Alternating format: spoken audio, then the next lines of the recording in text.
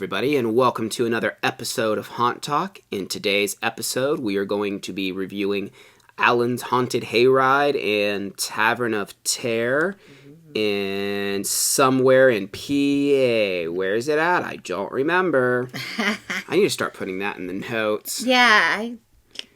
In Smock, PA. That is where it is.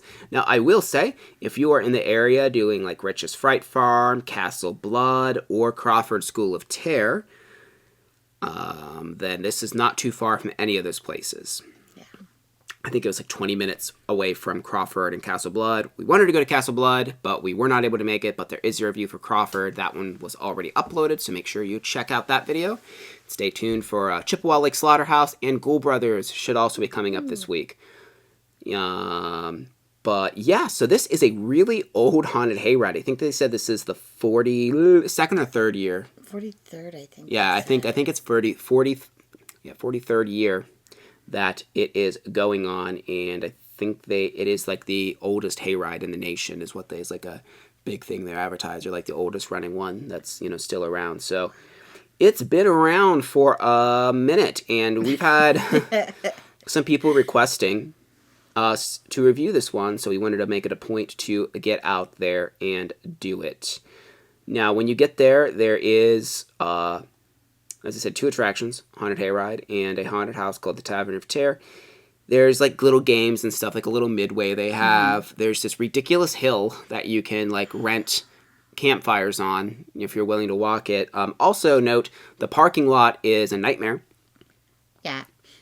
Bonus if you have a Jeep or a like a truck, because yeah, my little hamster mobile was like barely able to get up that. Yeah, it's real sketchy. It's a real sketchy thing, and I really can't believe that after all these years they haven't done something to make it a little more accessible, because like they are big rocks, and it's like all these like pit holes. Like it's yeah. So just know if you go there, I would, if one of your friends that's going has an SUV or a truck or anything like that, take that instead of the car, because we actually started, especially I would imagine if it rained, because we had a hard time like pulling up over into the grass. Yeah. My car actually was like, okay.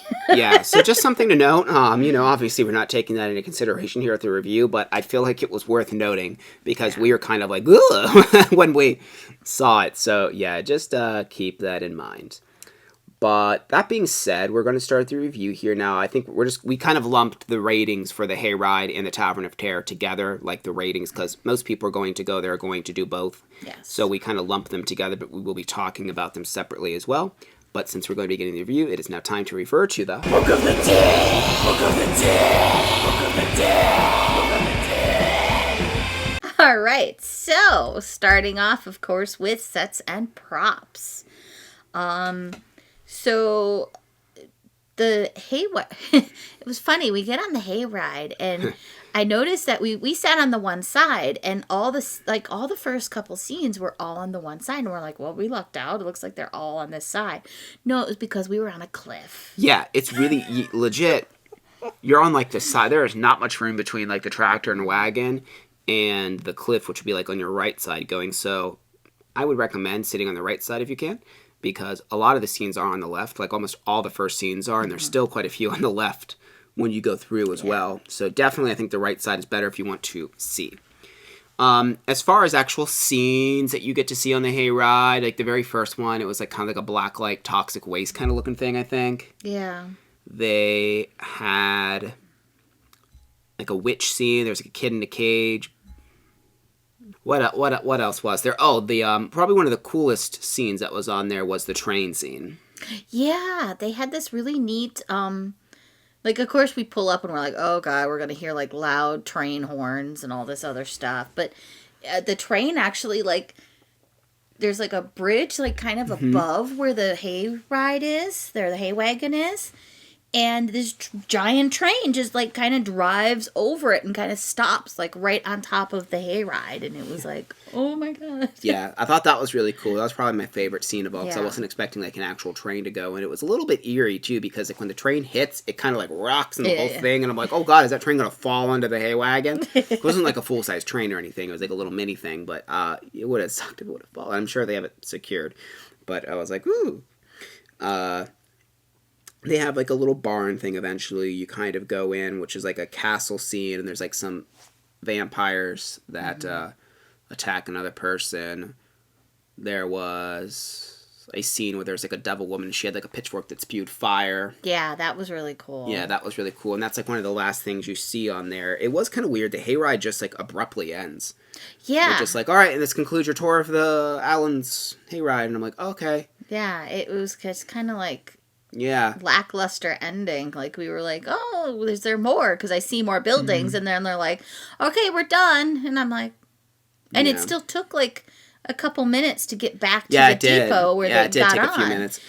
You know, it was weird. I wish there was like a way from to add more, but like they couldn't really add more in that section because it's so bright from everything else that's going on. But if there's a way, I don't know where the property line goes to go back and around, but probably not because they've been doing it for so long. I feel like they would have. But it's like a big field you go around. It'd be nice if they could like maybe go in that field more because it was like a cornfield, I think, is what it was. Like if they could have went in there more. I just wish it was a little bit longer, but we'll talk more about that in value. But this is a very classic haunted hayride. Yes. Like thing, it's not like a Bates Motel kind of haunted hayride. You know, it's not like Disneyland-esque theming. It is. They have some cool scenes. Oh yeah, another cool thing they had was that illusion. I didn't really get to see it, but you did. Oh, okay. So you're on the hayride and you come up to this building and you see a clown inside the building, and he's like waving at you, and he's like, "Hi, hi," and next thing you know, he's actually on the other side of the hay wagon. But he was actually over here, and the building was over here. I think it sounds like it was just some kind of mirror thing, and he was like, but yeah, I've never seen it on a scale for like a hayride. Yeah. Where it reflects really on the other side of a hayride. Yeah. I've seen it in haunts before, where you think they're down at the end of the hallway, and then they go whoop, and they're right in front of you around a corner. But yeah, like I said, very, very old school type of haunted hayride, and it is one, we'll talk more about this in actors too, but it's like one of those older hayrides that have like the bars that go all the way up to the top. Yeah. And you actually sit on hay. Yeah. Like it's just hay, there's not even bales of hay, it's just hay covered bottom, and you just flop down into it and sit crisscross applesauce. So and now we'll talk about the theming and like the sets and props of the Tavern of Terror. I will say this theming for this was better than I expected because the building from the outside, it's like, well, I don't know what this is going to be like. Yeah, it looked tiny. And it isn't big, but they do make a fairly decent use of the space that they have because like you walk in and there's like a little show scene you watch, and it's funny because that's where the actual bar from the tavern was because you can see the bar which you walk around. Yeah, I thought that was pretty cool. I'm like, oh, it is actually a bar. Yeah, it actually was a tavern. There's like gates that will actually open themselves, which was kind of cool, and walls that will open. They'll kind of keep you in rooms, and then walls will open. There is a pretty cool scene that you walk over these, like, the bridges are kind of like those rope bridge type things where they kind of go like, you know, back and forth and you're on them. Yeah, and then the one actually shook too. Oh yeah, towards the end there was one that shook, and they have like there is actual like running water and a couple like little pools and stuff, but then they all have everything to make it look like a swamp with lasers. You know, you don't actually walk through these lasers at this part, but they have it like below the bridge so it looks like you're walking over a little swamp, which was cool.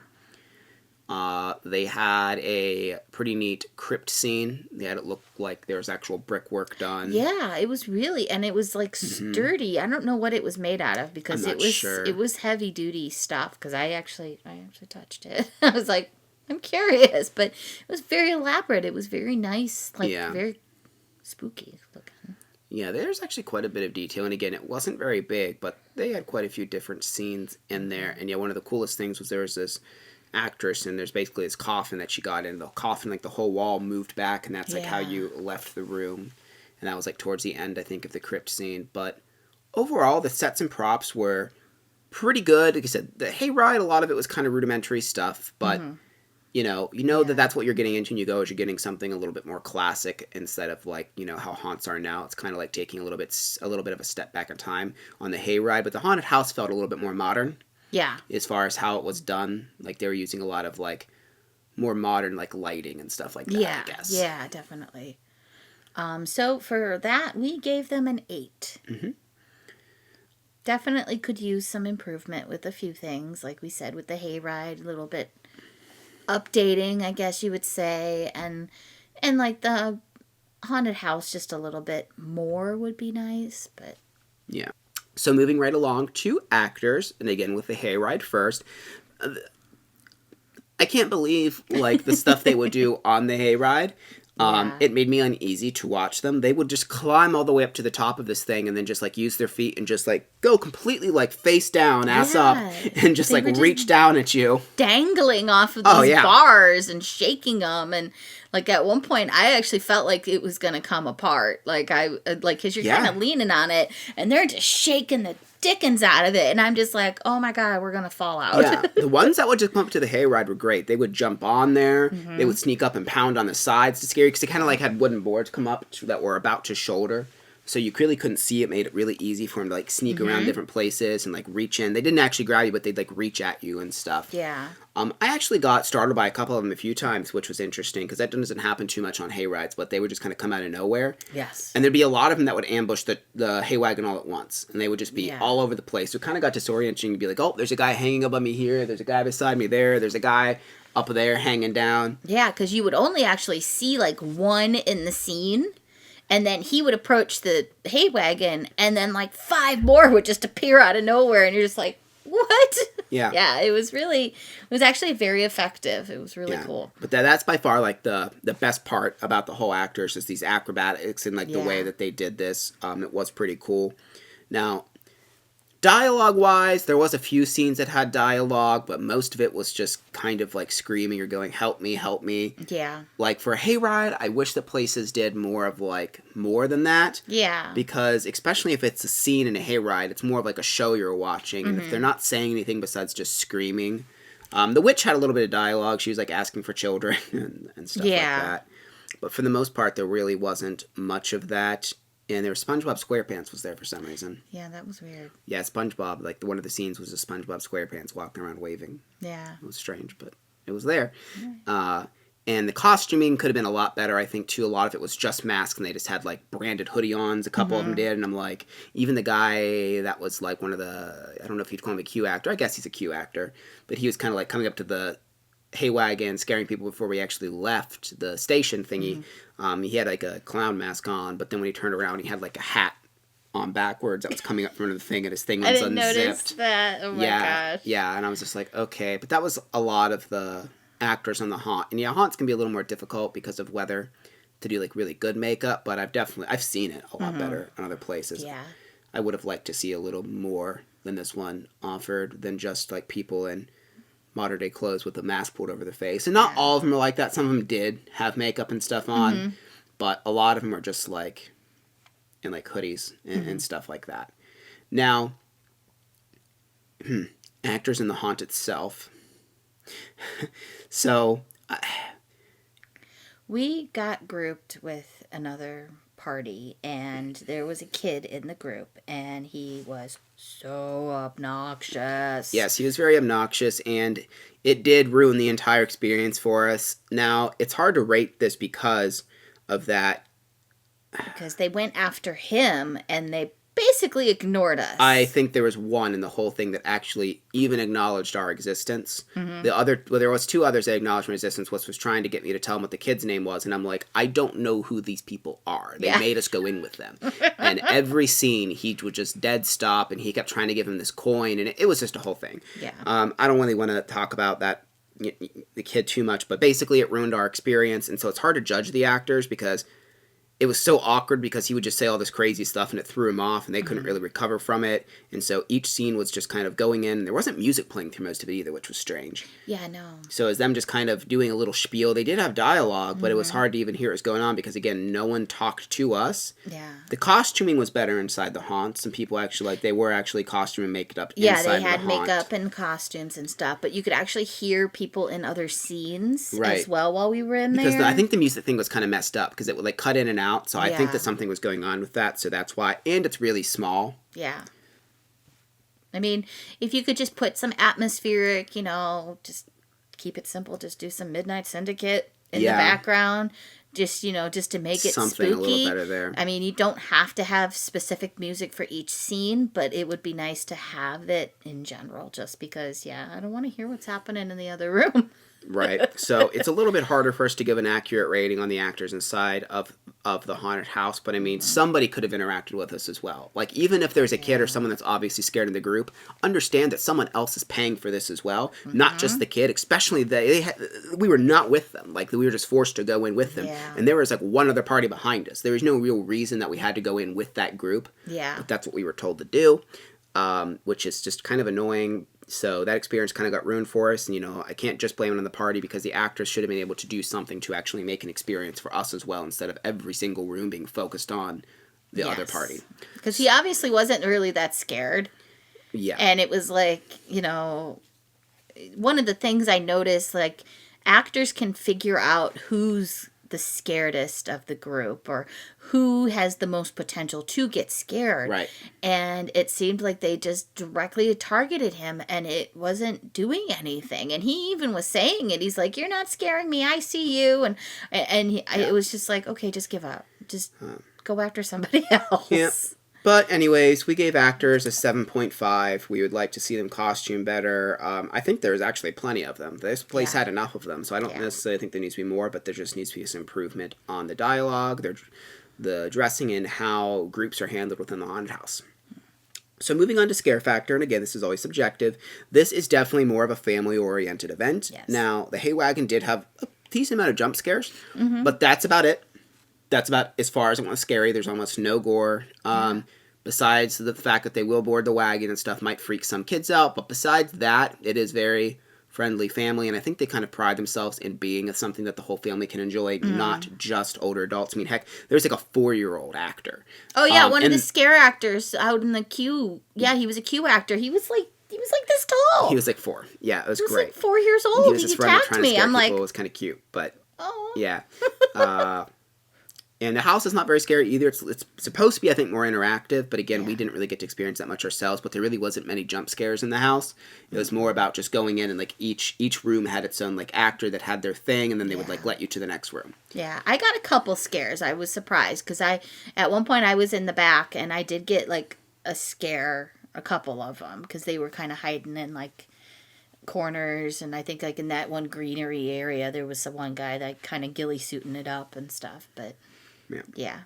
But for scare factor, we gave them a 5, just because, you know, there's some jump scares. But besides that, it's, you know, it's not real scary. Definitely something you should be able to bring your kids for if they're okay with this type of thing at all. This is like a good like one to introduce them to a haunted house. Yeah, a good introduction. As well. Yeah, so like I said, a scare factor being a 5 doesn't necessarily mean that a bad thing. It just literally, that ranking means that it's not that scary. It's just very medium in scares, but not saying that, oh, it sucks because it's a 5 scare factor. That's the one rating that doesn't necessarily mean it's bad just because it's low. Yeah. I always like to point that out when we do give a lower rating to scare factor so people don't jump down our throats for that. So now we're moving along to a value. It is $20 for either or. Yes. Or $30 a piece. It took about 15 minutes for both.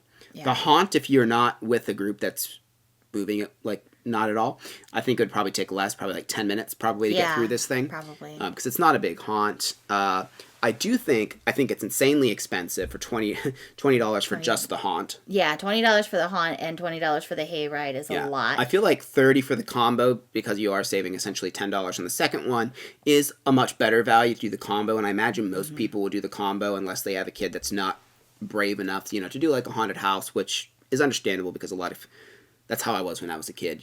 I could do the hay rides, but the houses, it took me till I was a little bit older for my parents to bring me to.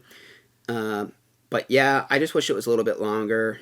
So we gave value a 7. I just wish it was a little bit longer. And $30 is kind of expensive for, what essentially is like 25 minutes of entertainment. And for someone that's more of a haunt enthusiast, I feel like there's going to be a little bit to be desired.